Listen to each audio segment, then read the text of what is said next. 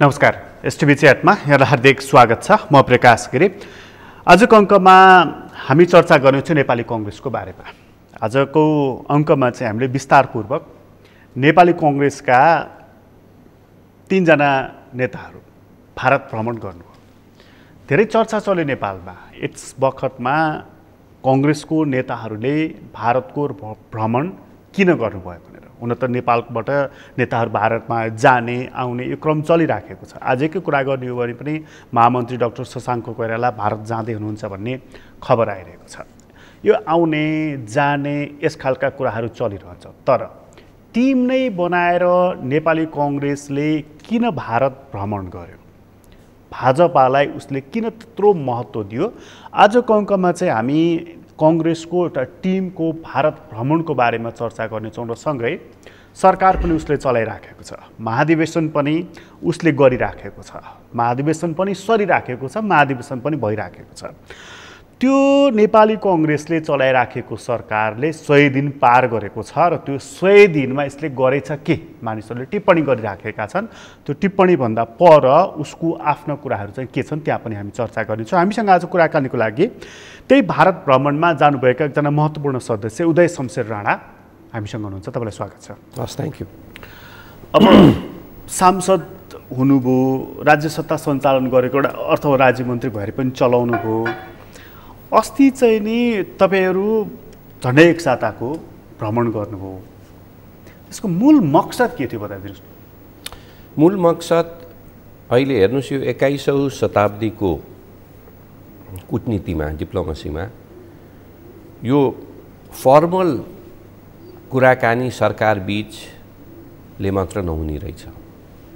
तपाईँले सुन्नुभयो होला ट्र्याक टु डिप्लोमेसी। सरकार बाहिर रहेर पनि विभिन्न देशबीच विभिन्न बुद्धिजीवीहरूको, थिङ्क ट्याङ्कहरूको, राजनीतिक पार्टीहरूको, पूर्व ब्युरोक्र्याट्सहरूको, सिक्योरिटी फोर्सेसको साथीहरूको पनि कुराहरू भइरहे भने त्यो सम्बन्धित विषयमा केही समस्या आए भने government to government channel normally slow हुन्छ। यो टेक्नोलोजीको दुनियाँमा कतिपय समस्या आइसकेपछि चिठी पठाउने, एसएमएस गर्ने, डिप्लोमेटिक नोट पठाउने यो समय बढी लिने भयो र परिस्थिति हात बाहिर जाने सिचुएसन आइसकेपछि यसलाई क्विकली सल्भ गर्नको निम्ति ट्र्याक टु डिप्लोमेसीको आवश्यकता नेपालमा भन्दा पहिला अरू विदेशी देशहरूमा हामीले देखेका हुन्छौँ। त्यही अनुसार पनि हामीले पनि यो नेपालमा पहिल्यै गर्न जरुरी थियो र यसले चाहिँ एक किसिमको भारतको एउटा रुलिङ पार्टी र नेपालको प्रधानमन्त्रीले नेतृत्व गरेको पार्टीको नेता कार्यकर्ता बीच पनि इन्टरेक्सन भए पनि आउने दिनमा भारत नेपाल बीच केही समस्याहरू आए पनि त्यसले अलिकति छिटो रूपमा सहजीकरण गर्न सहयोग गर्नेलाई हामीले ट्र्याक टु डिप्लोमेसी भन्छौँ। यो त्यही ट्र्याक टु डिप्लोमेसी थियो। ट्र्याक टु डिप्लोमेसीको सुरुवात हो। यो पहिल्यै सुरु भइसक्नुपर्ने। अहिले तत्काल त्यस्तो ठुलै समस्या परेर त्यसलाई सुल्झाउनको लागि तपाईँहरू यो ट्र्याक टु हिँड्नु भएको कि नेपाली कङ्ग्रेस र भारतीय जनता पार्टी, यहाँ पनि कङ्ग्रेसले सरकारको नेतृत्व गरिराखेको छ, त्यहाँ पनि भाजपाले सरकारको नेतृत्व गरिराखेको छ। यी दुईटा पार्टी बीचको सम्बन्ध चाहिँ नि धेरै मानिसहरू के भन्छन् भने भाजपाको कङ्ग्रेससँग खास सम्बन्ध छैन, त्यसकारण चाहिँ नि उसले कम्युनिस्ट पार्टीहरूसँग सम्बन्ध विस्तार गर्न खोज्यो। कङ्ग्रेस त्यहाँबाट आत्तिएर होइन भाजपासँग हामीले पनि सम्बन्ध राख्नुपर्छ भनेर यो प्रक्रिया आरम्भ गरेको हो। आत्तिएर होइन। हेर्नुहोस्, हाम्रो नेपाली काङ्ग्रेसको सम्बन्ध पहिला समाजवादी इन्डियाको समाजवादीहरू पार्टीसँग बढी थियो। तर त्यो समाजवादी पार्टी अलिक कमजोर हुँदै लगभग समाजवादीका पार्टी पनि कि काङ्ग्रेस निकट कोअलिसनमा अथवा बिजेपी निकट कोअलिसनमा गइसके। हाम्रो चन्द्रशेखरजी पूर्व प्रधानमन्त्री भारतको, उहाँको छोरा पनि अहिले बिजेपीको सांसद हुनुहुन्छ। भनेपछि अहिले परिस्थिति, भारतको राजनीतिक परिस्थिति अलिकति फरक भएर गएको छ र भाजपा र नेपाली काङ्ग्रेसको नेतृत्वको वाजपेयीजी, अडवाणीजी, हाम्रो किशनजी, गिरिजाबाबुको उहाँहरूको पर्सनल रिलेसन थिए। तर भाजपा एज सच त्यति बेला भाजपा तपाईँको उहाँहरूको समयमा रुलिङ पार्टी अथवा एकदम महत्त्वपूर्ण पार्टी थिएन, काङ्ग्रेस आई नै थियो। त्यसैले अहिले भाजपा शक्तिशाली भइसकेपछि स्वाभाविक रूपमा कतिपय भारत नेपाल सम्बन्धमा हामीले रुलिङ पार्टीसँग अथवा रुलिङ पार्टीको सरकारसँग कोअर्डिनेसन गर्नुपर्ने जरुरी हो। यो नेपाली काङ्ग्रेस र भाजपाले पहिल्यै गर्नुपर्थ्यो, यो ढिलो भएको छ। र यो तपाईँको निमन्त्रणाकै क्रममा पनि हामी जानु अगाडि लगभग 3-4 हप्ता अगाडि हाम्रै निमन्त्रणामा बिजेपीको डाक्टर विजय चौटेवाला पनि नेपाल आउनु भएको थियो। उहाँ 3-4 दिन नेपाल बसेर हाम्रो अतिथिको रूपमा उहाँलाई हामीले बोलाएको थियौँ। त्यो पछि उहाँहरूले हामीलाई एक किसिमको रिटर्न कर्टेसी कल गरेर 3 सदस्य यो चाहिँ शुद्ध पार्टी टु पार्टी भिजिटको रूपमा लिएको छ। यसले चाहिँ मैले अघि भनिहालेँ एक किसिमको कम्युनिकेसन ग्यापलाई सहजीकरण गर्नको निम्ति यसले आउने दिनमा सहयोग गर्छ। केही समस्या आउनु अगाडि नै हामीले एउटा प्लेटफर्म तयार पारे भने यसले सहजीकरण गर्छ भन्ने मलाई चाहिँ लाग्छ। त्यहाँ पुगिसकेपछि, दिल्ली पुगिसकेपछि चाहिँ तपाईहरुलाई के फिल भयो कि भाजपा र नेपाली कांग्रेसको बीचमा ग्याप कति रहेछ, कम्युनिकेसन भन्ने केही फिल भयो कि अथवा ठिकठाक रहेछ? होइन, समस्या खास थिएन, तर फ्रेन्डसिप थियो। तर फ्रेन्डसिपलाई भेटघाट, अब तपाईँ र म पनि साथी हो, तर साथीको आधारमा हामीहरू आज स्टुडियोमा मात्र जहिले पनि भेटिरहनु सट्टा कफी खान, चिया खान सँगै बस्यो भने त्यो फ्रेन्डसिप ग्रो गर्छ। त्यसैले हाम्रो बिजेपी र काङ्ग्रेसको कहिले पनि सम्बन्ध नराम्रो थिएन। तर यो सम्बन्धलाई अझै राम्रो पार्न जरुरी देखियो।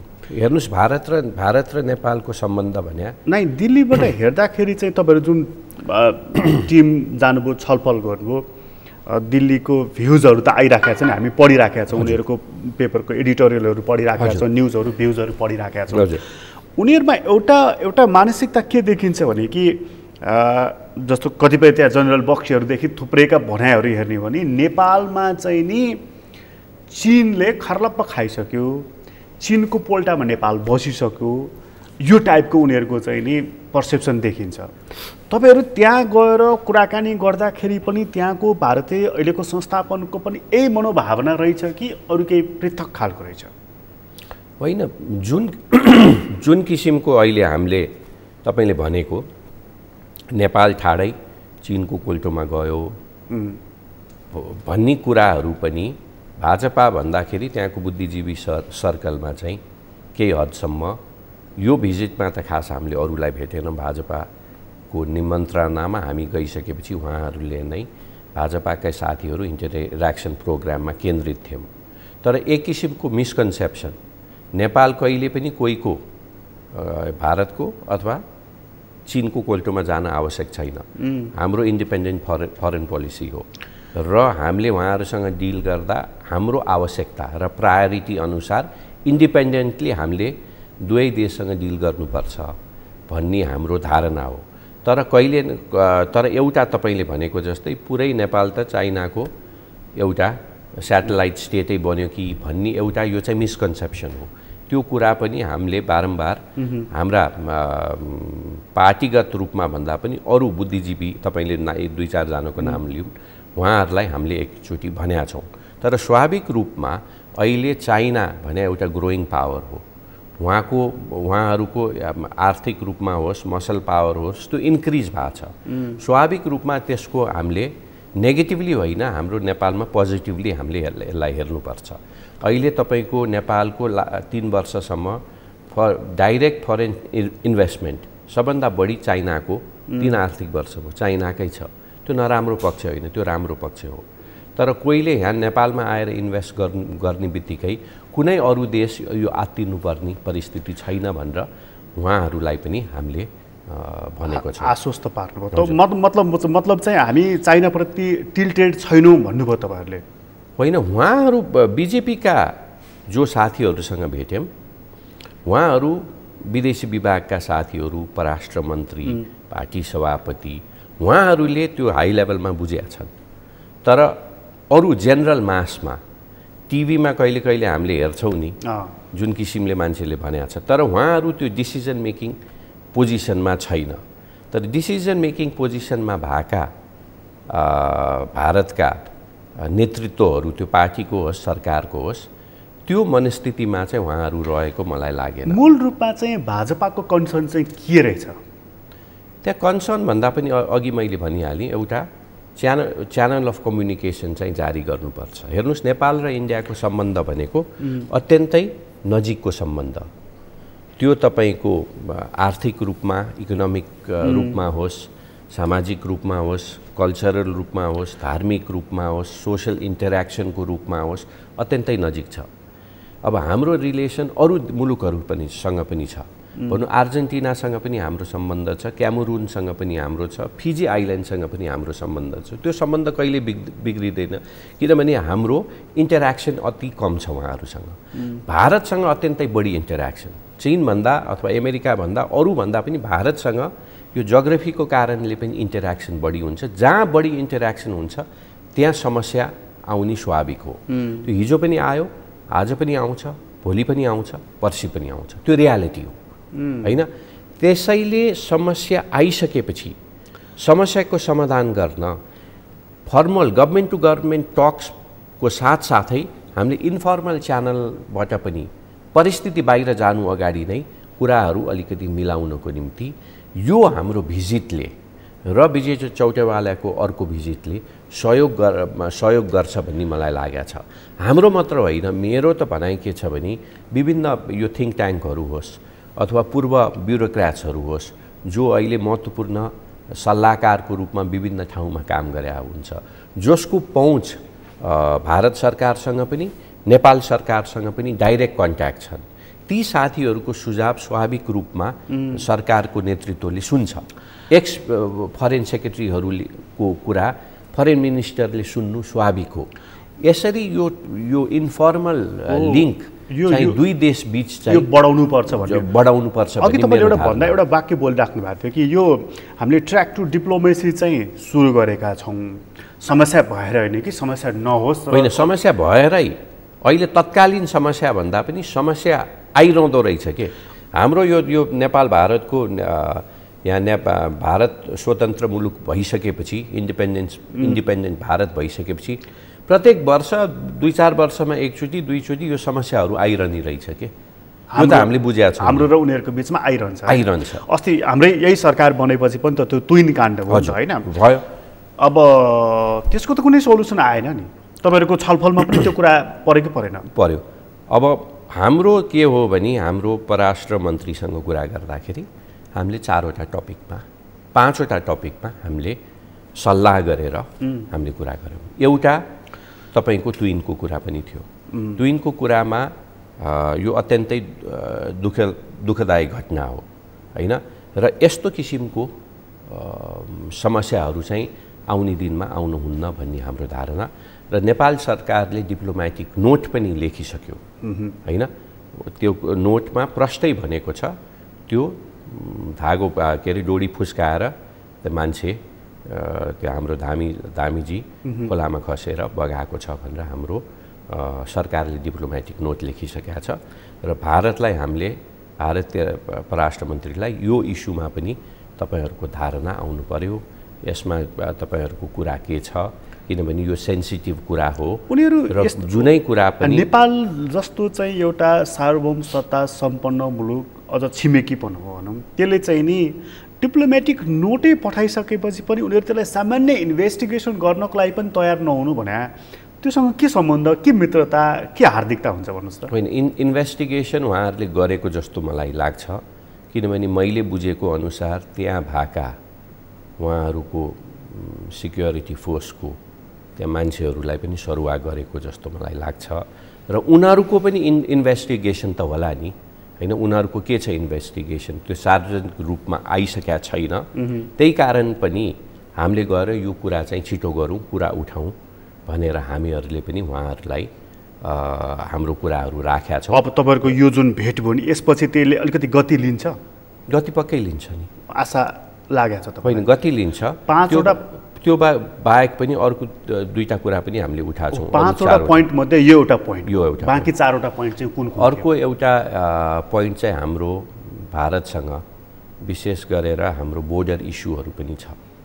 कालापानी एरियामा हाम्रो बोर्डर इस्यु अलिकति सिरियस भएको छ र यसमा चाहिँ लगभग 1 वर्ष भयो कुरा ठ्याप्प भएको छ। Government to government talks, government to government कुराकानी गर्ने एउटा वातावरणै बनेको छैन। यो लिपुलेखको सन्दर्भमा लिएर डिप्लोमेटिक स्टेलमेट छ। त्यही कारणले पनि हामीले भारतलाई आग्रह गरेका छौँ, यसलाई अब कुरा अब एकैचोटि यस भूमिको इस्युमा एकैचोटि रातारात कुरा मिल्दैन। हेर्नुहोस् समस्या, जब तपाईँले यो लिपुलेखको कुरा त्यहाँ उठाउनुभयो, हाम्रो चुच्चे नक्सा जुन चाहिँ त्योलाई उनीहरूको मुखाकृति चाहिँ कस्तो थियो, उनीहरूको फेसियल एक्सप्रेसन चाहिँ कस्तो थियो? फेसियल एक्सप्रेसन भन्दा पनि यो चाहिँ सिरियस कुरा हो। भूमि भने सबैको निम्ति महत्त्व हुन्छ, त्यसैले हामीले यसलाई मेच्योर रूपमा अगाडि बढाउनुपर्छ भनेर हामीले पनि यो कुरा राख्यौँ। उनीहरू डायलगको लागि तयार थिए? डायलग गर्ने वातावरण उहाँहरूले पनि बनाउँदै हुनुहुन्छ। मतलब त्यो विषयलाई उनीहरूले सिरियसली लिएका छन् अथवा चाहिँ यो हाम्रो भूमि हो तिमीहरूले यसमा क्लेम नगर भनिराखेका छन्? होइन, तपाईँको उहाँहरूले त्यो भूमि उहाँहरूको भन्नुभएको छ। हामीले र हाम्रो संसदले त्यो भूमि हामी भनेका छौँ। त्यो हुने बित्तिकै त्यो एरियालाई डिस्प्युटेड एरिया भन्नु पर्यो, होइन? डिस्प्युट भयो नि। डिस्प्युटेड एरियालाई सल्भ गर्नको निम्ति कि वारमा जानु पर्यो, पुरानो 21औं के 18औं शताब्दीको परिस्थिति भए भए त्यो वार हुन्थ्यो भारत र नेपालको, तर यो 21औं शताब्दीमा त्यो हुन सम्भावना छैन।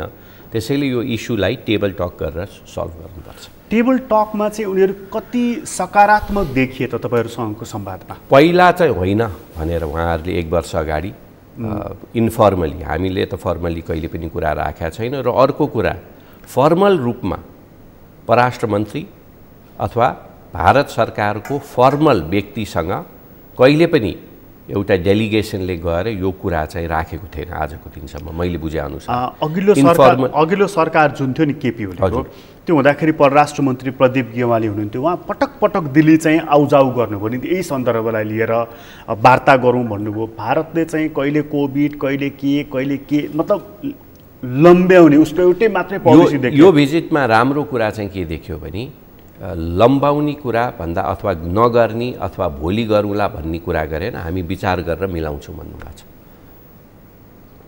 उहाँहरूले नेगेटिभ कुरा गर्नुभएको छैन, पोजिटिभै कुरा आएको छ उहाँहरूबाट। भनेपछि मिलाउँछौँ हामी भन्नुभएको छ उहाँहरूले। मिलाउँछौँ माने कुरा गर्ने वातावरण मिलाउनु पर्यो। पहिला कुरा गर्ने टेबल टकै भएको छैन तपाईँको। यो त सायद हाम्रो यो ट्र्याक टु डिप्लोमेसी पहिल्यै भएको भए यो इस्यु हुन सक्थ्यो। पक्कै पनि कोभिडले पनि केही समस्या पारेको होला, तर त्यो कोभिडको समस्यामा पनि हामीले भर्चुअल मिटिङहरू गरिरहेछौँ, तर योभन्दा पहिलाको सरकार र भारत सरकारले गर्न सकेन। अघि तपाईँ एउटा वाक्य बोल्दै हुनुहुन्थ्यो नि, यो पहिल्यै गर्नु पर्थ्यो भनेर करिब 3 चोटि भनिसक्नु शब्द। ढिला भयो भन्ने तपाईँको त्यसबाट भाव बुझिन्छ मैले। पहिल्यै गर्नु पर्थ्यो भने के? पहिल्यै यसरी भेट्नु पर्थ्यो तपाईहरूले भन्नुभयो कि अघिल्लो सरकारले भन्नुभयो कि? सबैले होइन, भारतसँग होस्, चीनसँग होस्, अरू मुलुकसँग पनि।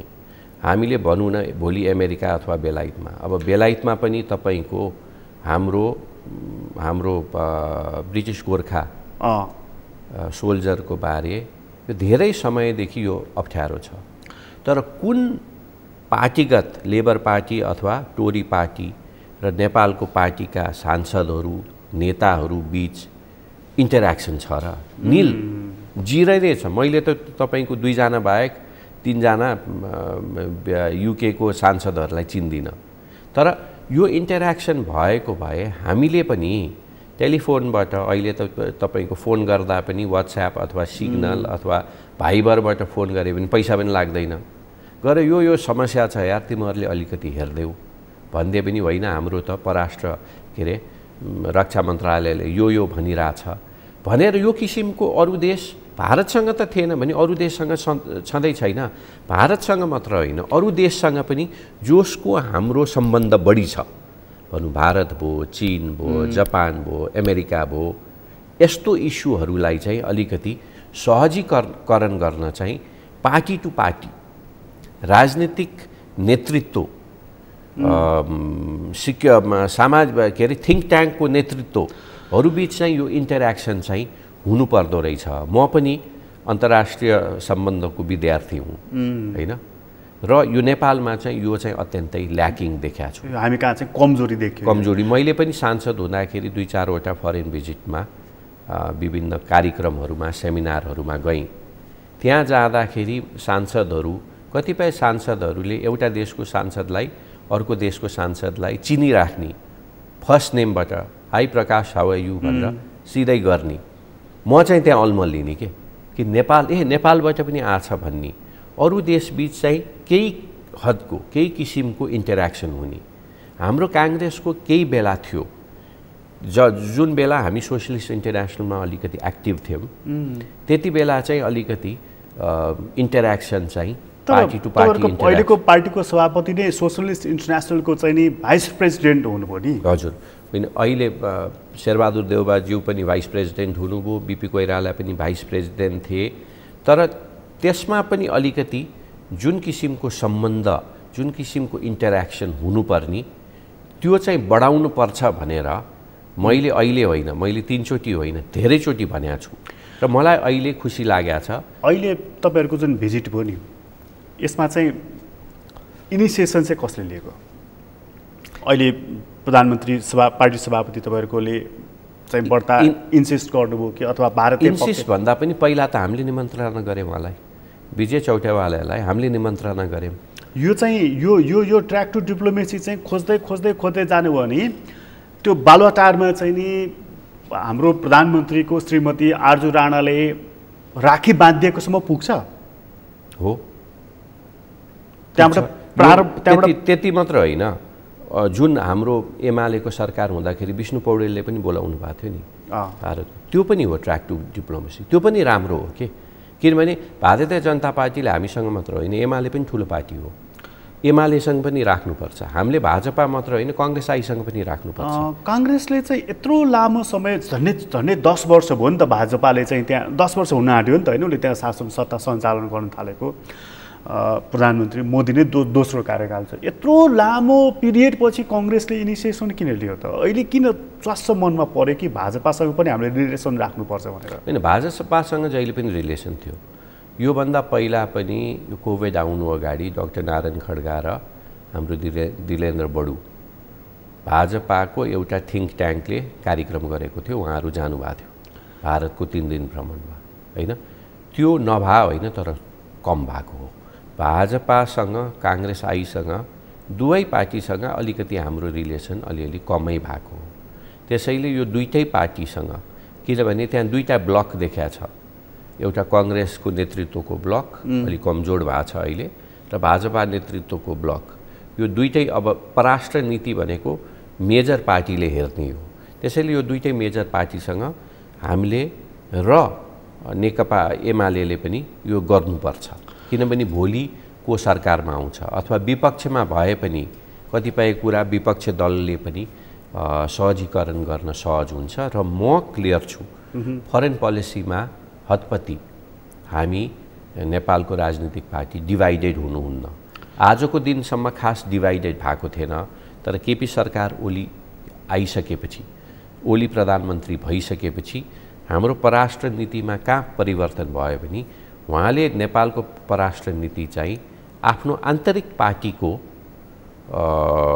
दृष्टिकोणलाई प्राथमिकता दिएर भारत अथवा चाइनासँग डिल गर्ने जुन उहाँले ब्यालेन्सिङ एक्ट गर्नुभयो, त्यसले चाहिँ अलिकति नकारात्मक असर हाम्रो फरेन पोलिसीमा पर्या हो कि भन्ने मलाई लाग्छ। कहीँ न कहीँ कम्युनिस्ट पार्टी प्रभावशाली भए, भाजपासँग निकट सम्बन्ध राख्न थाले भन्ने कुराले तपाईँहरूलाई कति चाहिँ अहिले यसरी अगाडि बढ्नको लागि चाहिँ भूमिका खेल्यो? होइन, मैले अघि भनिहालेँ, यो काङ्ग्रेसले भाजपासँग मात्र होइन, तर स्वाभाविक रूपमा अहिले तपाईँको हेर्नुभयो भने बरु कम्युनिस्ट पार्टीहरूले चाहिँ यसमा बढी ध्यान दिनुहुन्छ। उहाँको अहिले कम्युनिस्ट पार्टी, नेपालका सबै कम्युनिस्ट पार्टी र चाइनिज कम्युनिस्ट पार्टीको त अत्यन्तै बढी इन्टरेक्सन छ। उहाँहरूको त ट्रेनिङ प्रोग्राम छ। जुन किसिमको एमाले माओवादीको नेता कार्यकर्ताहरू चाइना जाने क्रम छ, त्यो त पहिले धेरै समयदेखि जारी छ। त्यसैले यो चाहिँ कम्युनिस्ट पार्टीहरूको चाहिँ कायमै छ, विशेष गरेर अरू कम्युनिस्ट पार्टीहरूसँग सम्बन्ध बढाउन। तर हाम्रो चाहिँ पहिला सोसलिस्ट पार्टीहरूसँग थियो, तर भारतको सोसलिस्ट पार्टी मात्र होइन, युरोपको लेबर पार्टीहरूसँग पनि, सोसल डेमोक्रेटिक पार्टीहरूसँग पनि जुन सम्बन्ध थियो त्यो चाहिँ अलिकति कमी भएको हो। यो विशेष गरेर हाम्रो फरेन पोलिसी, नेपाली काङ्ग्रेसको फरेन पोलिसी चाहिँ नेता केन्द्रित थिए। हाम्रो यो 46 सालको आन्दोलनपछि 3टा नेता देखिन्थ्यो, जसको अत्यन्तै ठुलो फिगर सर्वमान्य नेता किशनजी र गिरिजाबाबु, उहाँहरूको चाहिँ नेताहरूसँग पर्सनल रिलेसन थियो। तर त्यो चाहिँ पार्टीगत रूपमा कहिले पनि उहाँहरूले गर्न खोज्नु भएन अथवा गर्नु भएन अथवा भएन। व्यक्तिगत सम्बन्ध, पार्टीको संस्थागत सम्बन्ध भएन। त्यो चाहिँ अहिले तपाईहरुले संस्थागत सम्बन्ध राख्नु खोज्नु। हजुर हजुर, किनभने यो संस्थागत सम्बन्ध राख्नु खोज्दा एउटा मुद्दा पेचिलो छ क्या। जस्तो अस्ति तपाईहरुले 72 सालमा जारी गरेको संविधानप्रति यही भाजपा संस्थापन पक्षले त नोटिसमा लिएका छौं भनेर सूचना जारी गरे हो नि त। अहिले तपाईहरुले यसरी डाइरेक्ट कम्युनिकेसन गर्दाखेरि नेपालमा जुन चर्चा छ नि, यो संविधान, यो राजनीतिक प्रणाली जाँदैछ, खास गरी हिन्दू धर्म ल्याउन चाहन्छ, हिन्दू राज्य बनाउन चाहन्छ भाजपा नेतृत्वको भारत नेपालमा, यो जुन पर्सेप्सन छ नि नेपालमा, यो संविधानको खारेजी चाहन्छ ऊ, संहिताप्रति पनि खास रुचि देखिन छोडेको छ आजकल उसको। यी जुन कुराहरू छन् नि, तपाईले डाइरेक्ट कम्युनिकेसन गर्दाखेरि चाहिँ के पाउनुभयो? यसको विषय हामीले कुरा गरेनौँ, किनभने हामीले विशेष गरेर हामी त्यहाँ जाँदा चाहिँ पार्टी सरकारमा रहेका हामीले 2 जना व्यक्तिहरूलाई भेट्यौँ। एउटा परराष्ट्र मन्त्री, उहाँसँग हामीले ट्विनको कुरा गऱ्यौँ, डिमोनेटाइजेसन 500 र 1000 रुपियाँ नोटलाई फिर्ता लिने कुरा गऱ्यौँ, जति 7 करोड जति छ। अर्को हाम्रो यो बोर्डर इस्युको कुरा गऱ्यौँ र अर्को युरिया मलको कुरा गर्दाखेरि युरिया मलको कुरा चाहिँ सरकार बीच अगाडि बढिसकेका छ। त्यो धेरै त्यसमा हामीले धेरै व्याख्या गर्नु परेन। अर्को चाहिँ हामीले भ्याक्सिनेसनको जुन अब हामीले 10 लाख भ्याक्सिन अहिले केही दिन अगाडि आयो, त्योभन्दा अगाडि अब हामीले यो पैसा दिइसकेका छौँ। इन्डियामा समस्या पनि कम भएको छ कोभिड-19 को, त्यही कारण भ्याक्सिन चाहिँ अब छिटोभन्दा छिटो पठाइदेऊ र आउने दिनमा अरू भ्याक्सिन पनि हामी किन्छौँ, किनभने अहिले तपाईको हामीलाई जति भ्याक्सिन ल्याएछौँ त्यो पुग्दैन। अब कोभिड-19 को निम्ति त अर्को 10 वर्षसम्म सायद हामीले बुस्टर डोजहरू पनि लिइरहनु पर्ने जस्तो परिस्थिति देखेको छ। त्यसैले भ्याक्सिनको बारे चाहिँ उहाँहरू अत्यन्तै पोजिटिभ हुनुहुन्छ। उहाँहरूलाई हामीले के भन्यौँ भने तिमीहरूले गल्ती पनि गरे हो, किनभने नेपाल अथवा भुटान भारतसँग डाइरेक्ट ओपन बोर्डर छ। त्यसैले त्यहाँको मान्छे र यहाँको मान्छे मिक्सअप हुन्छ, जसरी बिहार र यूपीको मान्छे मिक्सअप हुन्छ त्यति सजिलोसँग नभए पनि ओपन बोर्डर भएपछि मान्छे मिक्सअप हुन्छ। त्यसैले भारत अथवा यो पोलिटिकल बाउन्ड्रीले, भाइरसले पोलिटिकल बाउन्ड्री चिन्दैन। जब इन्टरेक्सन हुन्छ भन्ने कुरामा उहाँहरूले त्यो पनि महसुस गर्नुभएको छ। त्यसैले मलाई लाग्छ अब आउने दिनमा चाहिँ विशेष गरेर यो हाम्रो नेपाल सरकारको पनि प्रधानमन्त्रीको पनि प्राथमिकता भनेको भ्याक्सिनलाई उहाँले 1 नम्बर प्राथमिकता दिनुभएको छ, त्यो तपाईलाई थाहा नै छ। त्यही कारणले पनि यो तपाईहरुकै भिजिटकै क्रममा के हाम्रो प्राइम मिनिस्टरको भारत भिजिटको बारेमा पनि चर्चा चलेको छैन? भारत यो चाहिँ अब भारत भिजिट हाम्रो प्रधानमन्त्रीले कहिले गर्ने भन्ने इस्यु चाहिँ यो फर्मली यो परराष्ट्र मन्त्रालयबाट जानुपर्छ हैन।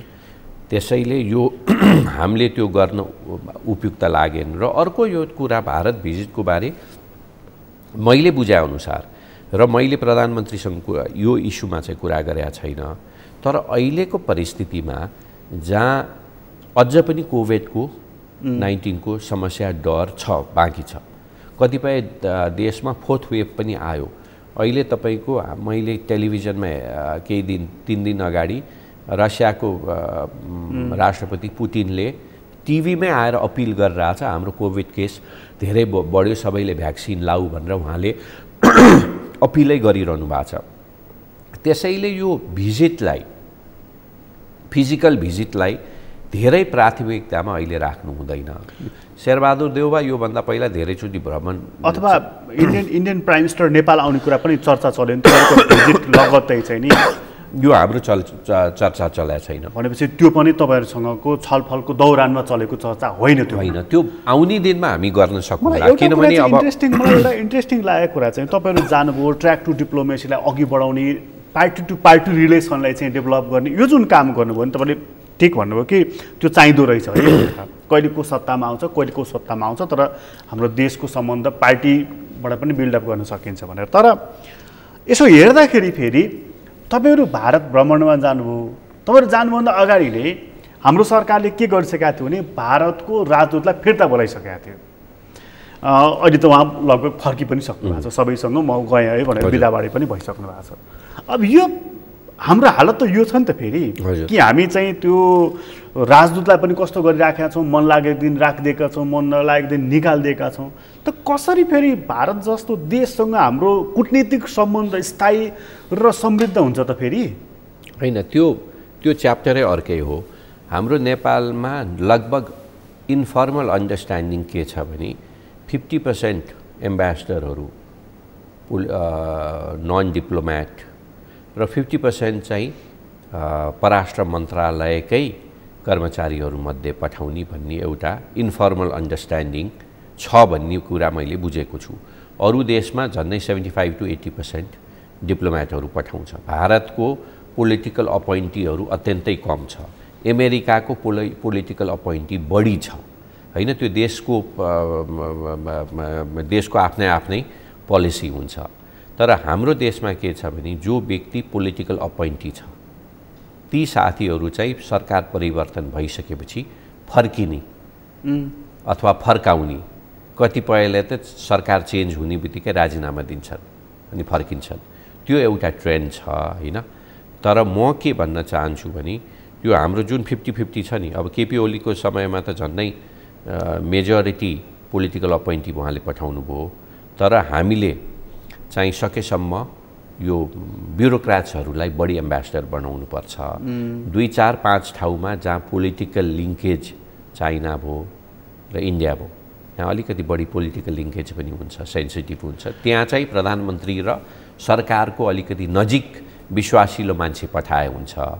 तर अहिले धेरै ठाउँमा तर त्यो त मैले बुझेँ, त्यो तपाईँले भनेको यो भाव त मैले बुझेँ। तर भारत जस्तो देशको राजदूत चाहिँ फिर्ता बोलाइराखेको छ, तपाईँहरू चाहिँ रिलेसन बिल्डअप गर्नु पर्यो भनेर जाँदै हुनुहुन्छ, मतलब के मिनिङ हुन्छ यसको कुरा? होइन, तपाईँको एउटा व्यक्ति फर्किने बित्तिकै तपाईँको राजदूत फर्किनु भयो। तर त्यहाँ हाम्रो भारतमा अथवा अरू देशमा त राजदूत मात्र होइन, त्यहाँ पुरै सेटअप छ। तर अहिले हाम्रो त्यहाँ तर हेर्नुहोस् न, हामीले राजदूत फिर्ता बोलायौँ, अर्को को पठाउने हामीले सामान्य चर्चा पनि गरिराखेका छैनौँ भन्दाखेरि हामी त ठुलो भ्याकुममा छौँ। को राजदूत पठाउने, इन्डिया पठाउने चर्चा पक्कै पनि भइरहेछ होइन। र अर्को कुरा के हो भने हामीले त्यहाँ एयरपोर्ट पुग्ने बित्तिकै हाम्रो जेपी नाडासँग 6 बजे बेलुका मिटिङ थियो। हामी एयरपोर्ट 1 बजे ल्यान्ड गऱ्यौँ। 1 बजे ल्यान्ड गरिसकेपछि हाम्रो टोलीको नेतृत्व पूर्व परराष्ट्र मन्त्री पनि हो, उहाँले भारत आउँदैछु भनेर सबैभन्दा पहिला फोन एम्बेसडरलाई नै गर्नुभयो, त्यहाँको डिसिएमलाई गर्नुभयो। र सबैभन्दा पहिला हामी होटेल जानु अगाडि नै लन्च खान एम्बेसी गयौँ, एम्बेसडरसँग कुरा भयो, त्यहाँ डिसिएम पनि हुनुहुन्थ्यो। र हामीले जुन एउटा प्रोटोकल छ, राजनीतिक प्रोटोकल, त्यो निलम्बर आचार्य पनि अत्यन्तै शालीन व्यक्तित्व, बौद्धिक हो।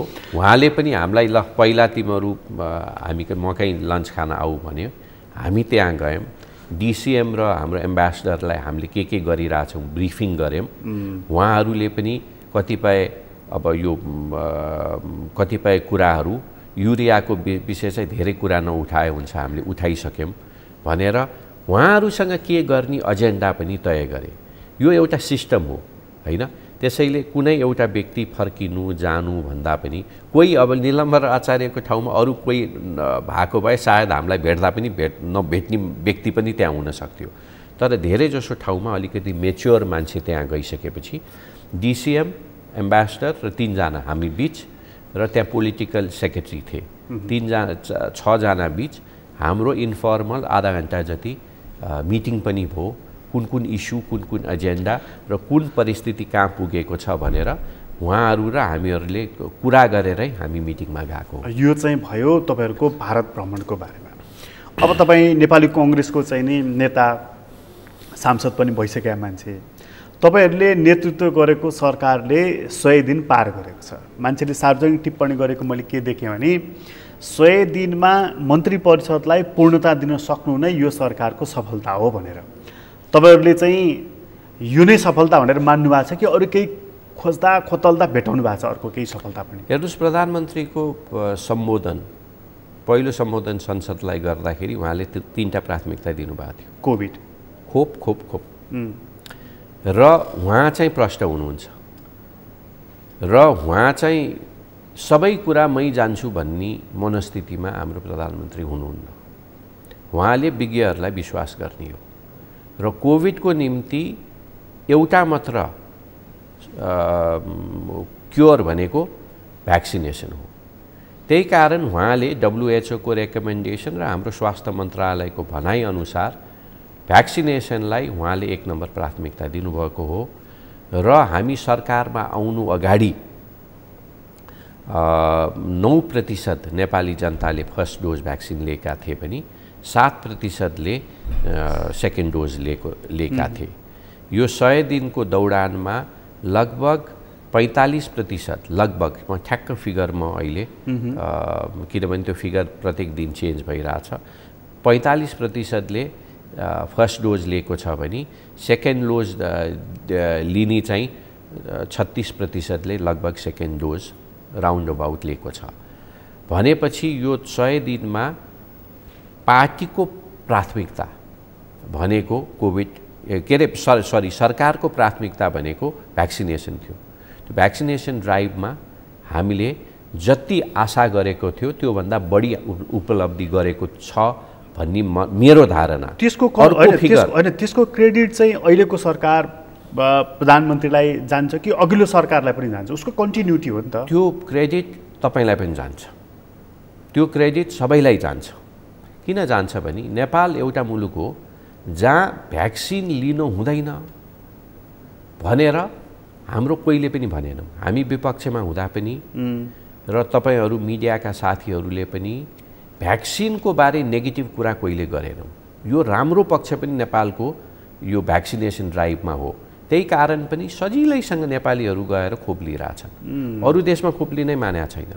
त्यसैले यो खोप लिने क्रममा हामीले मात्रै सबै गऱ्यौँ भनेर भन्नु बेकुफी हुन्छ। कोहीले पत्याउँदैन। मैले यो टिभीमा भने पनि टिभी हेर्ने मान्छेले हाँस्छ।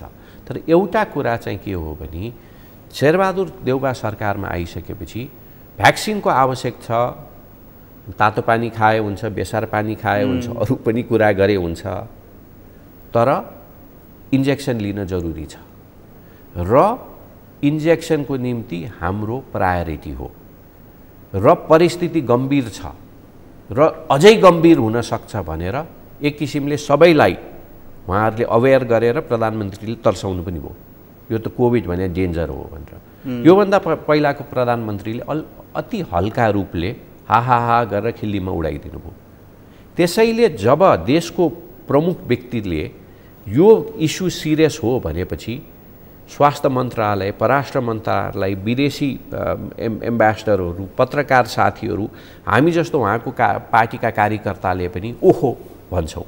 तर प्रधानमन्त्रीले यो त केही होइन, यो त नेपालीले सब पचाउँछ भनिदिएको भए आज हाम्रो भ्याक्सिनेसन ड्राइभ यो परिस्थितिमा पुग्दैन थियो। त्यसपछि यसलाई सफलता मान्नुहुन्छ? यसलाई ठुलो सफलता मान्छु। अर्को कुरा फिगरै दिउँ, यो उपत्यकाभित्र झन्डै 70%ले एउटा खोप लिइसकेका छ। 70%। फेरि तपाईँले भन्नु होला किन उपत्यकाको कुरा गरे, तिमी त ललितपुरको पूर्व सांसद भन्दा त्यो होइन। उपत्यका भन्या पूर्व, पश्चिम, दक्षिण, उत्तर सबैतिरबाट हिमाल, पहाड, तराईबाट आउँछ र यहाँ काठमाडौँमा ठोकिन्छ। र काठमाडौँको जनतालाई सिक्योर गरे भने बाहिरबाट काठमाडौँ रोग रोकिन पनि सहज गर्छ र काठमाडौँको रोग बाहिर जान पनि सहज गर्छ। भनेपछि यो भ्याक्सिनेसन ड्राइभ जुन प्रधानमन्त्रीले पार्लिमेन्टमा उठेर उहाँको प्रायोरिटी दिनुभएको थियो, त्यो प्रायोरिटीमा चाहिँ हामीले टोटल सक्सेस पाएको छ, तर टोटल सक्सेस गर्ने क्रममा सबै हामीले गरे पनि भन्दैन। मैले त्यो बुझेँ, मैले सबै हामीले गरे। तपाईँको यो कुरा मलाई मन पनि पर्यो, किनभने सबै तपाईँले गरे पनि होइन, अघिल्लो सरकारले कति कुराहरू गरेको थियो होइन, तपाईँहरूको पनि मिडियाको पनि सहयोग। मलाई एउटा कुरा लागेको चाहिँ अब सरकारले 100 दिनमा केही गरेन भनेर फेयरिस्त पनि आएको छ, सरकारको साइडबाट सरकारले गरेका फेयरिस्तहरू पनि आएका छन्, दुवैलाई ट्याली गर्ने हो भने एउटा चित्र बन्छ। तर म त्यता वाद विवाद भन्दा पनि अस्ति चाहिँ धादिङ पुगेर तपाईँहरूकै पार्टीको वरिष्ठ नेता रामचन्द्र पौडेलले चाहिँ नि एउटा सार्वजनिक अभिव्यक्ति दिनुभएको छ। छेउमा महामन्त्री डाक्टर शशाङ्क कोइराला हुनुहुन्छ, बिचमा बसेर उहाँले दिइराख्नु भएको छ। उहाँ के भन्दै हुनुहुन्थ्यो भने ट्रम्प प्रवृत्ति देखा पर्यो हाम्रो पार्टीमा, जसले गर्दाखेरि चाहिँ डिलिभरी पनि दिन सकेनौँ, म सत्तामा हुनुपर्छ, म पावरमा हुनुपर्छ भन्ने मनोभावनाले काम गर्यो। यो अहिले हामी बस्या जस्तो गरी सरकारमा बस्ने हो भने त एमालेलाई फाइदा हुन्छ, त्यो एमाले फुट्या पनि छैन, खासमा फुट्या पनि छैन भनेर उहाँले चाहिँ जुन अभिव्यक्ति दिनुभयो, त्यो दिँदाखेरि त सरकार चलाए पनि उहाँले चित्त बुझाएर रहेनछ, पार्टी चलाए पनि उहाँले चित्त बुझाएर रहेनछ। महाधिवेशनको बारेमा म बेग्लै 5 मिनट समय लिएर एकछिनमा कुरा गर्छु। यो सुन्दाखेरि त यो सरकारले 100 दिनमा के काम गर्यो भनेर त्यहाँ आएका फेयरिस्टहरूको के अर्थ रहन्छ, के मतलब रहन्छ त्यसको? एउटा कुरा, शेरबहादुर देउवालाई मैले चाहिँ रिलक्टेन्ट प्राइम मिनिस्टर भन्छु। तपाईँलाई थाहा नै छ, उहाँ यसपालि योभन्दा पहिला चाहिँ उहाँ प्रधानमन्त्री बन्नखेरि एकदम खेल खेल्नुभयो होइन। योभन्दा पहिला पनि कोलिसन, तिनै चारैचोटि कोलिसन गभर्मेन्ट थियो, तर यसपालि उहाँ प्रधानमन्त्री हुन नचाहेको कुरो लगभग प्रष्टै छ। यो परिस्थिति बाध्यताले अहिलेको परिस्थिति आयो र उहाँ र विशेष गरेर नेकपा फुटिसकेपछि विपक्ष दलले त्यसको नेतृत्व लिएर प्रधानमन्त्री बन्नी उहाँ एक किसिमले बाध्य हुनुभयो। उहाँ त अर्ली इलेक्सन गर्नुपर्छ भन्ने थिए र उहाँलाई नै प्रधानमन्त्री बन्नुपर्छ भनेर प्रस्ताव त रामचन्द्र दाई र गगन थापाले नै पहिला गरेको हो। म त अन्तिमसम्म यो हाम्रो म्यान्डेट होइन, अहिले हामी क्लियर हुनुपर्छ। अहिलेको चुनावले नेपाली काङ्ग्रेसलाई सरकारमा जाऊ भनेको होइन, नेपाली काङ्ग्रेसलाई माओवादी र माधव नेपालसँग मिल भनेको, अथवा माधव नेपाल र प्रचण्डलाई हामीसँग मिल भनेको होइन। यो म्यान्डेट केपी ओली र नेकपालाई यो म्यान्डेट दिएको हो। तर परिस्थिति र हाम्रो संविधान र यो जटिलताले यो परिस्थितिमा हामी आएको छौँ। त्यसैले रामचन्द्र पौडेलले, जो व्यक्तिले जब प्रधानमन्त्री होइन चुनावमा जाउँ, चुनावमा गयो भने लोकतन्त्रमा अन्तिम फाइनल जज भनेको त जनता हो। उहाँ त अब चुनावमा जान त्यो बेला इच्छुक हुनुहुन्थ्यो, तर पार्टीकै साथीहरूले यो कहाँ हुन्छ, संविधानले पनि दिन्न, हामी डराउने हो, अगाडि बढ्नुपर्छ भनेर जुन भन्नुभयो, अब उहाँले नै यस्तो जुन कुरा राख्नुभयो धादिङमा, मैले सुनेको थिइनँ, त्यो चाहिँ गलत हो कि भन्ने मलाई लाग्छ एउटा। अर्को कुरा के हो भने हाम्रो पार्टीमा एउटा समस्या चाहिँ के छ भने हामीले कोठाभित्र नबोल्ने, कोठा बाहिर गएर बोल्ने, त्यो प्रविधिले पनि ठिक गर्दैन, अथवा आफ्नै नेताहरूलाई गाली गर्ने प्रविधिले पनि ठिक गर्दैन।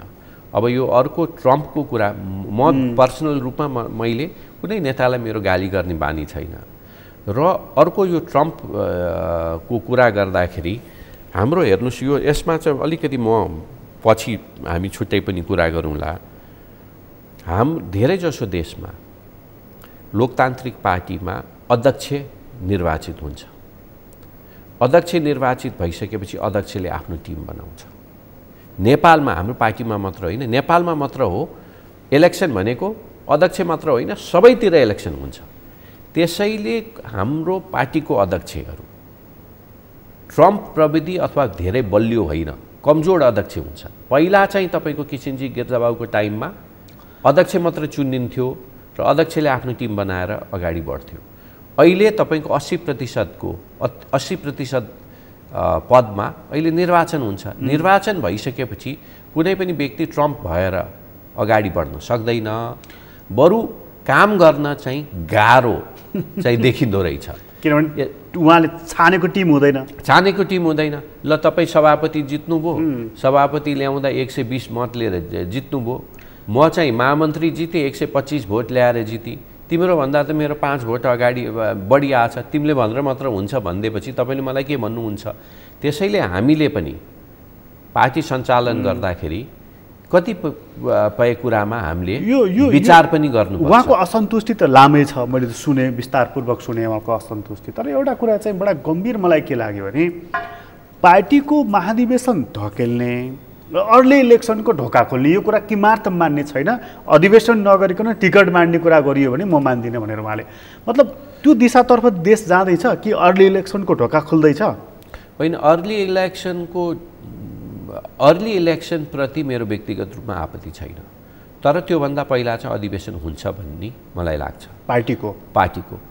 पार्टीको अधिवेशन जरुरी किन छ भने यो अलिकति समय पनि ढल्किसकेको छ। एक दोस्रो कुरा के छ भने अब यो पार्टीको अधिवेशन कसले गर्न खोजे कसले गर्न खोजेन भन्ने एक अर्कालाई आरोप लगाएको छ। कतिपय व्यक्तिहरूले रामचन्द्र दाइले नै इलेक्सन खोजेको छैन भन्ने आरोप पनि छ। के हो मलाई थाहा छैन, कोहीको टिप्पणी गर्न चाहदिनँ। तर हामी जस्तो मान्छे जो अहिले रिङ बाहिर परेको छ, म त हेर्नुहोस् केन्द्र सदस्य हारे मान्छे हुँ, 25 जना निर्वाचित हुनेमा 26 नम्बरमा आइपुगेँ, म रिङ बाहिर परेको छु। मलाई त पार्टी सभापतिले मनोनित पनि गरेका छैन, मैले हात जोडेर मैले चुनाव चाहिँ हारेँ, तर त्यही ठाउँमा मनोनित गरिदेऊ भनेर मैले नमस्कार गर्दै हात मोल्दै गएको पनि छुइनँ। धेरैचोटि 1-2 चोटि भनी उहाँले गर्नु भएन, ठिकै छ, त्यो उहाँको अधिकारको कुरा।